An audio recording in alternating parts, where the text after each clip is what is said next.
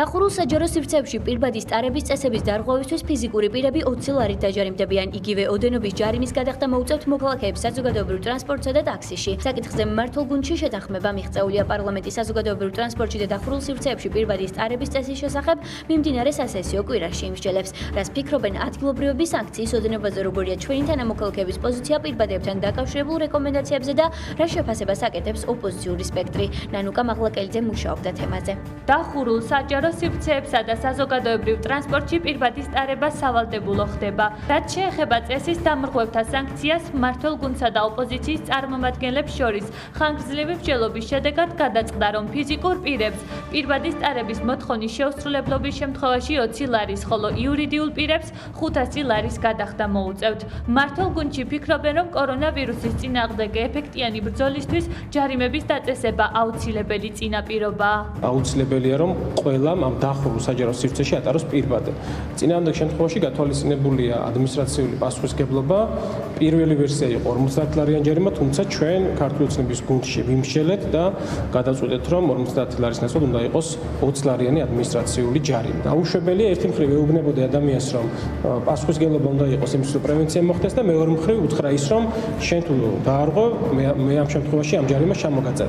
მაშინ აზრი ეკარგება რაიმე ტიპის რეგულაციას და პასუხისმგებლობის დაწესებას. 1 ლარი და 40 თეთრი ის საშუალო ფასია, რისი გადახდათ სააფთიაქო ქსელებში პირბადის შესაძენად მოქალაქეებს ყოველდღიურად უწევთ. ქვეყანაში არსებული პოზიტიური ეპიდემიოლოგიური ვითარების კვალდაკვალ უცვლელი რჩება ექიმების რეკომენდაცია პირბადების გამოყენების შესახებ. თუმცა, როგორც სპეციალისტები ამბობენ, პირბადის ტარება კონკრეტული ინსტრუქციების დაცვით უნდა მოხდეს. დიაგნოსტიკური ცენტრის დირექტორის მოადგილე რუსუდან ადამია ტივ-4-ს განუმარტავს, რომ დამცავი ნიღბის ტარება ეფექტურია იმ შემთხვევაში, თუ მისი გამოცვლა ყოველ 3 საათში ხდება. ნიღბები არის სხვადასხვაგვარი, არის ერთჯერადი და არის მრავალჯერადი გამოყენების. მრავალჯერადი იმას ნიშნავს, რომ შეიძლება დამუშავდეს თერმულად და დაუთავდეს და გამოიყენოს ნებისმიერმა პიროვნებამ და ერთჯერადები, რომლებიც, ერთჯერადი ხმარების არის. ძირითადად ნიღბები 2-3 საათში მაინც უნდა შეიცვალოს, იმიტომ რომ არ შეიძლება სხვანაირად იმისი გამოყენება. აუცილებლად უნდა იყოს ცხვირი და პირი დაფარული. არ შეიძლება რომ მარტო პირზე იყოს და ცხვირი იყოს ღია. რას ფიქრობენ რუსთაველები დამცავი ნიღბის სავალდებულო გამოყენებასთან და მასთან დაკავშირებულ ჯარიმებზე? კითხვით მოქალაქეებს მივმართეთ. გაირკვა, რომ ჩვენი რესპონდენტები კორონავირუსის გავრცელების პრევენციის მიზნით შემუშავებულ რეგულაციებს ეთანხმებიან, თუმცა ამბობენ, რომ პირბადის მაღალი ღირებულებიდან გამომდინარე, მისი გამოყენების წესის დაცვა გაუჭირდებათ. როგორ გითხრათ, სულ მაქვს, მაგრამ ამის იმედი მე არ მაქვს. სწორია თქო, როგორ ვთქვა ახლა. გარეთ არ არის და დახურულში ვერ არ შევალ. და რამდენ ხანში ერთხელ ცდილობთ, რომ გამოცვალოთ პირბადე? ცდილობა ყოველს არც არის მაგის საშუალება, სადაც პენსიონერი კაცი მე დღეში რომ სამჯერადობრივი გამომცვალო, მას საჭირო რა ვამჭამ, ხო სწორია. 1 ლარი იღებს, ამაში 1 ლარი გადავიხადე. ადეკვატური უნდა იყოს ჯარიმის ღირებულება იმ დარღვევასთან, რასაც ჩადიან და 20 ლარი რამდენად ადეკვატურია ვერ გეტყვი. ფიქრობ, რომ არ არის სწორი თანხა, თუმცა საჭიროების შემთხვევაში ალბათ გადაიხდენენ. ყოველ 3 საათში გამოცვლა ნამდვილად ძალიან ძნელი იქნება. რამდენადაც ვიცი ლარი და რაღაცა ღირს, ხო? აი ესენი, ეს პირდაპირ. ვისაც არ შეუძლია და საერთოდ ზოგადადაც თუ არ შეუძლია ადამიანს და აპირებს იმას, რომ მე მარტო ჩემი უსაფრთხოებისთვის არ ვიკეთებ ამას, ვიკეთებ სხვისთვისაც, ხო? ამიტომ ჯობია რომ გაიკეთონ. ანუ ეს სანქცია ადეკვატურია ჩვენ ხალხს. თუ რაღაცა არ დაუწესე, თავისით არაფერს არ აკეთებს. ეს დავინახე. ამიტომ ადეკვატურია, დიახაც ადეკვატურია. დახურულ სივრცეში პირბადის ტარების წესის დარღვევასთან დაკავშირებით 20 ლარია სანქცია და ამასთან დაკავშირებით რას ფიქრობთ, როგორ შეძლებს მოსახლეობა ამის გადახდა? ვერ გადაიხდეს. იმიტომ რომ ყველა გაჭირვებაა ძალიან. არ აქვს საძლებლობა ბევრს. ცუდი არ არის, როგორც ესენი იძახიან, კორონა ისე არ იჯერა და ეს გადაღეში მანქანაში მიდევდა. გზავრი რო ჩაჟდება, ისიც თუ არ იკეთებს, შეუნები რომ გაიკეთო. ცოტა ამ სიცხეში ძნელია, მაგრამ რა უყურდება. არის თუ არ არის, ყველამ უნდა დავიცოთ წესები და უნდა შევეჩვიოთ იმას, რომ ჯანმრთელობაა პირველი ისი და აუცილებლად კარგია, ვეთანხმები. ძალიან კარგია, აუცილებელი იყოს პირობად, უნდა იყოს პრევენცია კორონავირუსთან გამო. კომფორტული არ იყოს ყოველ, მაგრამ ყოველ შემთხვევაში აუცილებელია და საჭიროა. იმადა იმიტომ ვიყენებ, თორე საჭირო არ არის. შემუშავებულ კანონპროექტს აკრიტიკებს ნაციონალური მოძრაობის წარმომადგენელი დავით კირკიტაძე. მისი თქმით, ქვეყანაში არსებული მძიმე სოციალურ-ეკონომიკური ფონის გათვალისწინებით პირბადეების ტარების წესის დარღვევისთვის ჯარიმების დაწესება გაუმართლებელი ქმედებაა. როგორც კირკიტაძე აცხადებს, მთავრობამ ჯარიმების დაწესების პარალელურად მოთხოვნების შესრულების შესაძლებლობაზე ვალდებულებაც უნდა აიღოს და მოსახლეობას პირბადეები ან უნდა გაუიაფოს, ან უსასყიდლოდ დაურიგოს. მე მესმის, რომ ექიმები და ეპიდემიოლოგები მოსახლეობას ამისკენ აფრთხილებენ. პასუხისმგებლიანი სახელმწიფო, პასუხისმგებლიანი ხელისუფლება ნაცვლად გაძვირებისა პირბადების მოქალაქეებს გაუიაფებდა ან უფასოდ დაურიგებდა საერთოდ. ამათმა გააძვირეს პირბადეები, საკუთარ კომპანიებს შეაკერინეს უხარისხო პირბადეები, საკუთარ კომპანიებს მისცეს თანხა, რომ შემოიტანა დანადგარები პირბადების დასამზადებელი და ეხლა ამ თანხების და გაორმაგებით და გასამაგებით ამოღება უნდათ ისევე ხალხისგან. ადმინისტრაციულ სამართალდარღვევათა კოდექსში შესატანი ცვლილებები პირბადეების სავალდებულო წესით გამოყენების შესახებ პარლამენტში დაჩქარებული წესით განიხილება. თუმცა რამდენად ეფექტური იქნება სანქციების სისტემა და მოხდება თუ არა დამცავი ნიღბების ტარების ინსტრუქციებისა და რეკომენდაციების შესრულება, ეს სამომავლო პერსპექტივაში გაირკვევა. რუსთავის ცხელების ცენტრის პაციენტს კორონავირუსი დაუდასტურდა. პაციენტი რუსთავის ცხელების ცენტრში გრანდ ვეჯინის საკარანტინო სივრციდან გადაიყვანეს და ის ბათუმის მკვიდრია. როგორც ცხელების ცენტრში ქრონიკას განუცხადეს, პაციენტი საკარანტინო სივრცეში სომხეთიდან იყო გადმოყვანილი და ის საქართველოს მოქალაქეა. ცხელების ცენტრში მოთავსებული პაციენტის საკვლევი მასალები ადგილობრივმა სპეციალისტებმა ლუგარის ლაბორატორიაში გუშინ გადააგზავნეს და პასუხი დღეს გახდა ცნობილი. პაციენტი ბოჭორიშვილის კლინიკაშია გადაყვანილი და მას შესაბამისი სამედიცინო მკურნალობა უტარდება. ამ დროისთვის რუსთავის ცხელების ცენტრში ორი პაციენტია მოთავსებული, რომლებიც კორონავირუსზე შემოწმდებიან. შეგახსენებთ, ჯამში რუსთავის ცხელების ცენტრში 300-ზე მეტი ადამიანი გამოიკვლიეს, საიდანაც კორონავირუსი ბოლო მონაცემებით 3 პაციენტს დაუდასტურდა. ჩვენს კლინიკაში გუშინ 112-ის ბრიგადის მიერ შემოყვანილი იქნა 22 წლის ქალბატონი საკარანტინო სივრციდან. პაციენტი იყო ჩამოსული სომხეთის რესპუბლიკიდან, წარმოადგენდა ჩივილებს. გუშინ გაიგზავნა მასალა ლუგარის ლაბორატორიაში და დადასტურდა ეს შემთხვევა. პაციენტი 3 დღის მოთავსებული იყო საკარანტინო სივრცეში, კერძოდ რუსთავში გრანდ ვეჯინში, სასტუმრო გრანდ ვეჯინში.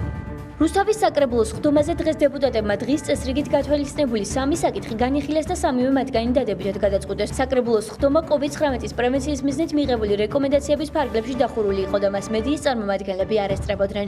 დამტკიცებულ საკითხებს შორის 2020 წელს მუნიციპალიტეტში განსახორციელებელი ინფრასტრუქტურული პროექტები იყო. მიმდინარე წელს განსახორციელებელი პროექტების პრიორიტეტულობის საკითხზე შენიშვნები ჰქონდათ ნაციონალური მოძრაობის წარმომადგენლებს. ალექსანდრე ბერიძის განცხადებით, ადგილობრივი თვითმმართველობა პრიორიტეტული ინფრასტრუქტურული საჭიროებების შესახებ ინფორმირებული არ არის. ხდომის დასრულების შემდეგ კომენტარი გააკეთა საკრებულოს თავმჯდომარემ ლევანონიანმა, რომელმაც აღნიშნა, რომ ყველა პროექტის რანჟირება პრიორიტეტულობის მიხედვით გარკვეულ ლოგიკას ექვემდებარება. აღსანიშნავია, რომ დღეს განხილული კიდევ 2 საკითხი ჯანდაცვის კოე პროგრამაში შესატან ცვლილებებსა და მოქალაქეების მიერ ნაკისრი ვალდებულებების შეუსრულებლობის გამო დარღვევის გამოსწორების ბადის განსაზღვრას ეხებოდა. რამოდენიმე თვის წინ შემოტანილი იქნა პროექტი ქალაქის შემოსავლებში წარწერა რუსთავისთვის მილიონი ლარი იყო გამოყოფილი. აი ეს პროექტი უმრავლესობა გვიმტკიცებდა, რომ ეს იყო საცოცხლო მნიშვნელოვანი ქალაქისთვის. ჩვენ ვეუბნებოდით, რომ არსებობდა სხვა პროექტები, რომელიც აუცილებელი იყო ქალაქისთვის და ეს პროექტები უნდა განხორციელებულიყო.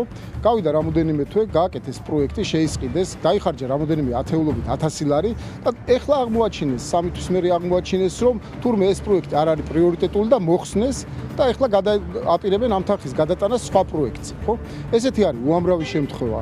არ ხდება რეალურად მოსახლეობის მოთხოვნების გათვალისწინება და უხდებათ ისეთი პროექტების განხორციელება უხდებათ, რომელი პროექტებიც ამ ეტაპზე არც საჭიროა და არც პრიორიტეტული არ არის. ნაციონალური მოძრაობის ფრაქციას დაახლოებით 3 წელია უხსნით, როგორ განისაზღვრება პრიორიტეტები, ხდომაზე არ ესმით და იქნება ტელევიზიით მაინც უფრო გასაგები იყოს მათთვის. მერიას ეთყობა არიციან მათ და ვიტყვი, რომ ყავს 10 წარმოადგენელი მერის, ასევე ყავს თანამშრომლები, რომელიც უზრუნველყოფენ შესაბამის ოლქების ადგილებში ამა თუ იმ ხალხის საჭიროებების ტექნიკურად უზრუნველყოფას, შესაბამისი ინფორმაციის ჩვენამდე მოტანას და ასევე არიან მათი კოლეგები, სხვათა შორის ჩვენი 10 მაჟორიტარი, რომელიც გამოირჩევიან საკმაოდ დიდი აქტიურობით და ასევე ძალიან კარგად იციან ის პრობლემები, რომელი პრობლემებიც დგას დღის წესრიგში დღეს რუსთაველებისთვის. ბატონო ლევან, ან თქვენ ხა რაღაც ტექნიკური საკითხების ახსნა მოგეწიათ საკრებულოზე მიმდინარე თუნდაც ნაციონალურ ფლექსთან დაკავშირებით და ჩვენ რა თქმა უნდა ჩვენ დღესაც ვერ ვესწრებოდით მედიის წარმომადგენლები. აი რო გითხათ დადგენილება თუ არსებობს რა ვადებში მოგვიწევს აი ამ ფორმატში მუშაობა და მე ნამდვილად ამ წუთას ვერ გაგცემთ კონკრეტულ პასუხს იქიდან გამომდინარე რომ ჩვენ მთლიანად ვართ დამოკიდებული იმ პროფესიონალებზე რომლებიც იძლევიან ამ რეკომენდაციებს შესაბამისად ეს შეიძლება იყოს შემდეგი საკრებულოც ეს შეიძლება იყოს იმის შემდეგი საკრებულოც კონკრეტული პასუხი ამ შემთხვევაში მე არ მაქვს. ბოლნისის მუნიციპალიტეტში კორონავირუსით ინფიცირების ერთი ახალი შემთხვევა გამოვიდა. ინფიცირება სოფელ ქვემო ბოლნისს უკავშირდება. ბოლნისის საზოგადოებრივი ჯანდაცვის ცენტრის ინფორმაციით, COVID ინფიცირებული ახალი პაციენტი ქვემო ბოლნისში დადასტურებული შემთხვევის კონტაქტია და ის კარანტინში იმყოფებოდა. როგორც ცენტრში აცხადებენ, გარდა დადასტურებული შემთხვევისა, ბოლნისის მუნიციპალიტეტიდან გუშინ ლუგარის ლაბორატორიაში 7 საკვლევი მასალა იყო გადაგზავნილი და COVID ინფექცია არც ერთ მათგანს არ დაუდასტურდა. რუსთავის შემოსასვლელში ქალაქის სახელწოდების აღნიშნული კონსტრუქცია აღარ დაიდგმება, როგორც რუსთავის მუნიციპალიტეტის მერიაში აცხადებენ, პროექტისთვის გამოყოფილი თანხა სხვა სამუშაოების განხორციელებას მოხმარდება. როგორც ცნობილია, სახელწოდების აღნიშნული კონსტრუქციის განსათავსებლად გამოცხადებული პირველი ტენდერი არ შედგა. ანალოგიურად ხელმეორედ გამოცხადებულ კონკურსში გამარჯვებულმა კომპანიამ მოთხოვნები ვერ დააკმაყოფილა და დისკვალიფიკაცია მიეცა. როგორც ცნობილი ხდება, კონსტრუქციისთვის გათვალისწინებული თანხები, რომლებიც ცენტრალური ბიუჯეტიდან იყო მობილიზებული საწარმოო ზონაში გზის მოწყობის სამუშაოებს მოხმარდება. კერძოდ საუბარია ეგრეთ წოდებული კუზიანი ხიდიდან ახალ სამგორამდე საწარმოებამდე მისასვლელი 1 კილომეტრიანი გზის რეაბილიტაციაზე. ოპოზიციური სპექტრი ქალაქის შემოსასვლელში სახელწოდების აღნიშნული კონსტრუქციის განთავსებას მისი ღირებულებიდან გამომდინარე ინიციატივის გაჟღერების პირველივე ეტაპზე ეწინააღმდეგებოდა. ნაციონალური მოძრაობის წევრის დავით კირკიტაძის განცხადებით, ის რომ კონსტრუქცია აღარ დაიდგმება და თანხა გზის რეაბილიტაციას მოხმარდება, კონივრული გადაწყვეტილებაა და ახალი გადაწყვეტილება ოპოზიციისა და სამოქალაქო აქტივისტების პროტესტის შედეგია. ჩვენი და რუსთაველის საზოგადოების და უფრო კონკრეტულად რუსთავის სტუდენტთა აქტივობის შედეგად ის უაზრო ხარჯები, რომელიც უნდა გაეწია რუსთავის მერიას და დიდი სურვილი ჰქონდა რუსთავის მაღალჩინოსნები გვიმტკიცებდნენ რაოდენ საჭირო იყო ეს ამხელა თანხის ჩასხმა იმ კონსტრუქციაში, რომელსაც აპირებდნენ ქალაქის შემოსასვლელში რომ დაედგათ. ჩვენმა აქტივობამ გამოიწვია ეს, რომ ხელისუფლება იძულებული გახდა ეს თანხა მიემართა უფრო სწორი საქმისკენ და ჭყონდიდელის დასახლებაში წაიღეს ეს თანხა და ჭყონდიდელის დასახლებაში აგებენ გზას. ჩვენ ხედავდით იანვრის დასაწყისში მთელი მერია და საკრებულო ქართული ოცნების ყველა წევრი როგორ გვიმტკიცებდა რომ რაოდენ საჭირო და საშური საქმე იყო 900.000 ლარამდე დაიხარჯათ იმისთვის რომ ქალაქის შემოსასვლელში აბრა ყოფილიყო. მაგრამ ხო გაიმარჯვა საზოგადოებრივმა აზრმა, ხო აიძულეთ რომ წაიღოთ და გზა დაეგოთ. ჩვენ წლის დასაწყისიდანვე გამოვაცხადეთ ტენდერი აღნიშნული სამუშაოების შესყიდვაზე. ერთხელ დასრულდა უარყოფითი შედეგით, მეორეთაც გამოვაცხადეთ ანალოგიური შედეგი მივიღეთ.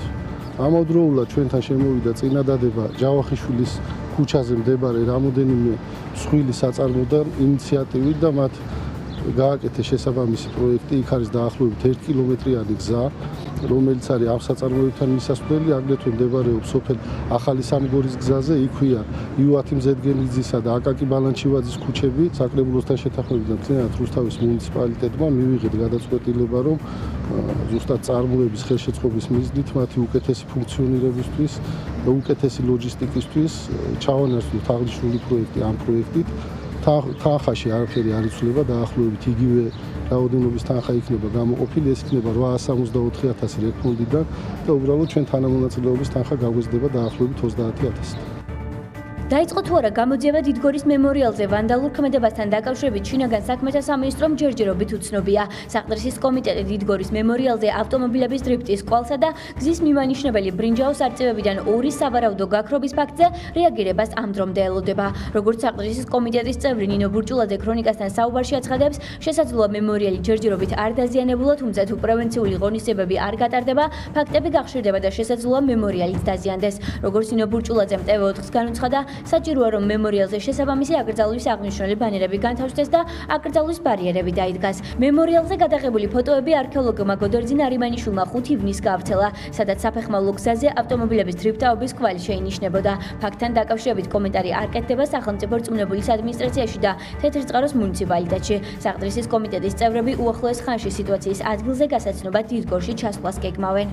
ამჯერად შეიძლება თვითონ მემორიალი არ არის დაზიანებული, თუმცა თუ კი ეს ფაქტები ესე გახშირდება, შესაძლოა შემდეგ მემორიალის დაზიანებას მივიღოთ. ანუ რისკები უფრო დიდია დაზიანების. უნდა დაიდგეს ალბათ შესაბამისი ბანერები აკრძალვის.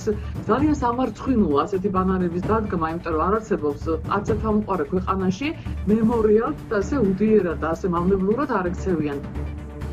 ინფექციური დაავადებებისგან თავის ასარიდებლად ჩვილებისა და უმცროსი ასაკის ბავშვებისთვის გეგმიური აცრები მიმდინარეობს, როგორც რუსთავის ნომერ მეორე დიაგნოსტიკური ცენტრის ხელმძღვანელის მოადგილემ რუსუდან ადამიანამ განაცხადა, კლინიკაში აცრების ჩასატარებლად ამ დროისთვის მაღალი მიმართვიანობა შეინიშნება. მისივე თქმით, ამ ეტაპზე არა გეგმიური აცრა, წითელა წითურა ყბაყურას საწინააღმდეგოდაც ტარდება. როგორც რუსუდან ადამიან განმარტავს, აცრა 1978 წელს ზემოთ დაბადებულ ადამიანებს უტარდებათ და მისი ჩატარება სრულიად უსასყიდლოა. ტარდება გეგმიური იმუნიზაცია, რომელიც ყოველთვის ტარდებოდა და აცრები არის უფასო. უბრალოდ ამ საგანგებო სიტუაციის პერიოდში ძალიან ბევრი ბავშვი გაყვანილი იყო სოფელში, რომელთაც ჩაუვარდათ გეგმიური აცრები. ეხლა დაბრუნდნენ, ზოგს ეხლა უწევს აცრა, ზოგს გამოტოვებული აცრა და ტარდება გეგმიური აცრები. ასევე 78 წლის ზემოთ დაბადებულს ყველას ერთ ბუსტერ დოზას არაგეგმიურ წითელა წითურა ყბაყურის საწინააღმდეგო აცრას უტარებთ. ულნისის მუნიციპალიტეტში საგზაო ინფრასტრუქტურის მოწყობა აქტიურ რეჟიმში მიმდინარეობს. სოფელ ძველქვეშში 500 მეტრზე ბეტონის გზა იგება. ინფრასტრუქტურულ სამუშაოებს ადგილზე ულნისის მუნიციპალიტეტის მერი დავით შერაზადიშვილი შესაბამისი სამსახურის წარმომადგენლებთან ერთად გაეცნო. პროექტი რეგიონებში განსახორციელებელი პროექტების ფონდისა და ადგილობრივი ბიუჯეტის თანადაფინანსებით ხორციელდება და მისი ღირებულება 397,000 ლარს შეადგენს. მუნიციპალიტეტის ცნობით სამუშაოები ჯანდაცვის სამინისტროს მიერ დადგენილი უსაფრთხოების ყველა წესის დაცვით ხორციელდება. სოფელ ძველ ქვეშში გზის მოწყობის მეორე ეტაპის სამუშაოები მიმდინარეობს, იგება ბეტონის საფარით. ჩვენთვის მთავარი პრიორიტეტს საგზაო ინფრასტრუქტურის მოწყობას წარმოადგენს, განსაკუთრებით სოფლებში, არა მარტო სოფლად მისასვლელი გზა, უკვე შიდა გზების მოწესრიგება დავიწყეთ. ყველა ის არსებული პროექტი, რომელიც ჩვენს მუნიციპალიტეტში ხორციელდება, აბსოლუტურად ყველა ჯანდაცვის რეკომენდაციების გათვალისწინებით მიმდინარეობს. ეს და სხვა სიახლეები ნახეთ TV4-ის ოფიციალურ ვებგვერდსა და Facebook გვერდებზე, რომლებიც მუდმივად განახლებათ რეჟიმში მუშაობს.